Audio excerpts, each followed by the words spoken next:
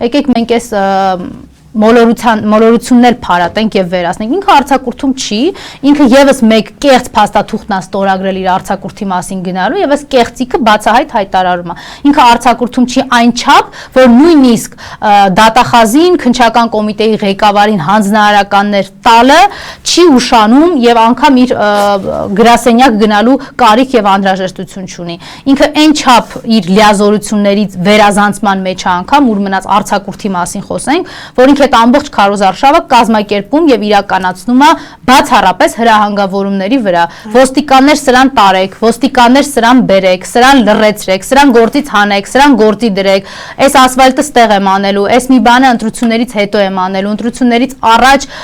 վարորդական իրավունքից զրկվածներին կոնկրետ ընտրակաշարք առաջարկելը։ Էլ չեմ խոսում բազմաթիվ այլ զանցանքների մասին, բազմաթիվ այլ հանցագործությունների մասին, որ իրենց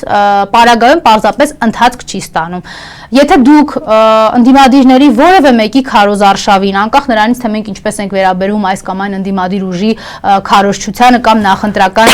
պայքարին, եթե դուք կտեսնեք, որ իրենց քարոզչական գործունեության ընթացքում որևէ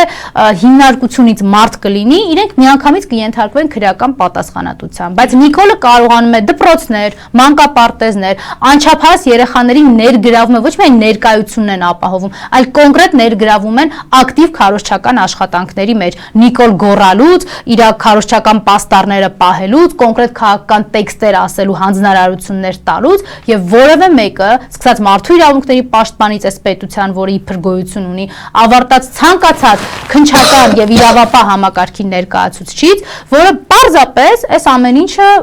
անտեսելու եւ նորմայի մեջ ձևակերպելու հրահանգ ունի։ Իրենք որևէ դեպքում չեն նկատելու այն հանցագործությունները,